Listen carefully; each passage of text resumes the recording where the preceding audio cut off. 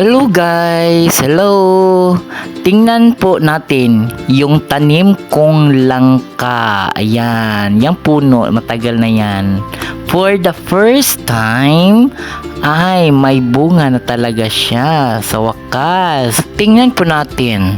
Ayan, malaki-laki na siya guys. Isa pa lang yan. Ang ganda. Oops! Alam ba natin guys na ang langka ay makakatulong ito sa may insomnia, mayaman sa antioxidants laban sa mga sakit, mayaman sa vitamins and minerals, nakakaiwas sa pagtaas ng blood pressure, panlaban sa cancer, makakagamot din sa ulcer, makakabuti din sa digestive system. Kaya guys, magtatanim tayo ng langka tulad nito. Nakikita natin na pinapausukan ko para mas maging madami ang bunga. Ayan, may usok na makikita natin sa video. Ayan.